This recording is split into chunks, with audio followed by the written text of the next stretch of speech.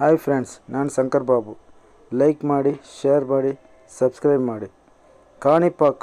ಕಾಣಿಪಾಕಂ ವರಸಿದ್ಧಿ ವಿನಾಯಕರ ಬಗ್ಗೆ ನಾನು ಹೇಳ್ತೀನಿ. 1000 ವರ್ಷ ಮುಂದೆ ಒಂದು ಅಣ್ಣ ತಮ್ಮಂದಿರು 3 ಜನ ಇದ್ದರು. ಅವರು 3 ಜನನೂ ಅಂಗವಿಕಲರಾಗಿದ್ದರೆ ಅವರು ವ್ಯವಸಾಯ ಮಾಡ್ತಾಯಿದ್ರು. ಅವರು ಒಬ್ಬನಿಗೆ ಕಿವಿ ಕೇಳಲ್ಲ, ಒಬ್ಬನಿಗೆ ಮೂಕ, ಒಬ್ಬನ ಕಾಲು ಬರುವುದಿಲ್ಲ. ಮೂವರು ಸೇರಿ ಒಂದು ಬಾವಿ ತೋಡಿ ವ್ಯವಸಾಯ ಮಾಡೋಣ ಅಂತ ಬಾವಿ ತೋಡ್ತಾರೆ. ಆವಾಗ ನೀರು ಬರುವಾಗ ಒಂದು ಕಲ್ಲು ಬರುತ್ತೆ. ಆ ಕಲ್ಲು ಮೇಲೆ ಇವರು ಗಡಪಾರೆ ಇಟ್ಟು ಅದು ಇಲ್ಲಿಂದ ರಕ್ತ ಬರುತ್ತೆ. ರಕ್ತವನ್ನು ಕುಡಿದು ಆ ನೀರನ್ನು ಕುಡಿದು ಕಾಲಲ್ಲಿ ಹಚ್ಚಿಕೊಂಡಾಗ ಅವ್ರಿಗೆ ಅಂಗವಿಕಲತೆ ಹೋಗುತ್ತೆ. ಅವರು ಆವಾಗ ಈ ದೇಶವನ್ನು ಚೋಳ ರಾಜರಾದ ಕುಲೋತ್ತುಂಗ ಚೋಳನ್ ಎಂಬವರು ಆಳುತ್ತಾ ಇದ್ದಾರೆ.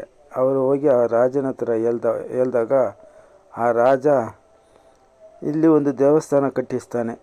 ಈ ವರಸಿದ್ಧಿ ವಿನಾಯಕ ದೇವಸ್ಥಾನ 1200 ಶತಮಾನದಲ್ಲಿ ವರಸಿದ್ಧಿ ವಿನಾಯಕರ ದೇವಸ್ಥಾನವನ್ನು ಕುಲೋತ್ತುಂಗ ಚೋಳ ಎಂಬವರು, ಇವಾಗ ನಮ್ಮ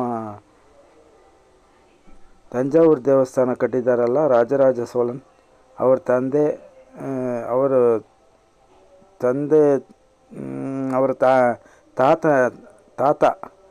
ತಾತ ಅವರು ಕಟ್ಟಿರೋದು ಈ ದೇವಸ್ಥಾನವನ್ನು.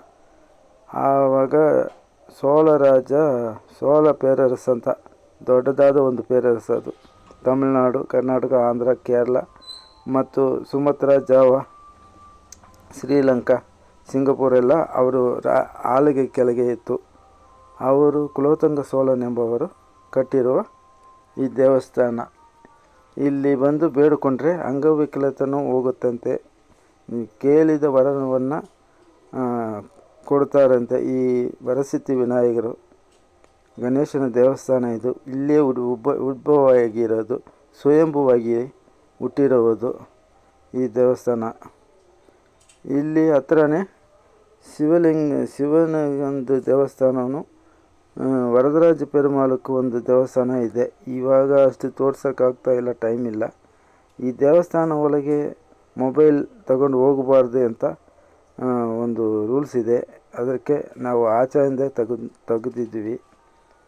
ಮೊಬೈಲ್ ಒಳಗೆ ಪರ್ಮಿಷನ್ ಇಲ್ಲ. ಇಲ್ಲಿ ಪ್ರಸಾದ ಲಡ್ಡು ಸಿಗುತ್ತೆ. ಲಡ್ಡು ಇಲ್ಲಿ ಸಿಗುತ್ತೆ ನೋಡಿ. ಇದು ಗೋಪುರ ಹಿಂದೆ ದೇವಸ್ಥಾನ ಥರ ಒಂದು ಜಾಗ ಇದೆ. ದೇವಸ್ಥಾನಕ್ಕೆ ಹಿಂದೆ ಅಲ್ಲಿ ಲಡ್ಡು ಪ್ರಸಾದ ಕೊಡ್ತಾರೆ. ಇಲ್ಲಿ ಎಷ್ಟು ಜನ ಬಂದ್ರೂ 3 ಗಂಟೆವರೆಗೆ ಫ್ರೀ ಊಟ ಸಿಕ್ಕುತ್ತೆ. ಇಲ್ಲಿ ಬಂದರೆ ದೇವ್ರ ದರ್ಶನವೂ ಸಿಕ್ಕುತ್ತೆ, ಊಟನೂ ಫ್ರೀಯಾಗಿ ಸಿಕ್ಕುತ್ತೆ, ಲಡ್ಡು ಪ್ರಸಾದ ಸಿಕ್ಕುತ್ತೆ. ವರಸಿದ್ಧಿ ವಿನಾಯಕ ದೇವಸ್ಥಾನ ಹಿಂದೆ ಒಂದು ಶಿವನ ದೇವಸ್ಥಾನ ಇದೆ.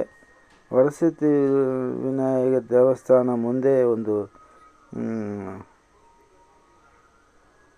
ಸಬ್ಸ್ಕ್ರೈಬ್ ಮಾಡಿ, ಲೈಕ್ ಮಾಡಿ, ಶೇರ್ ಮಾಡಿ.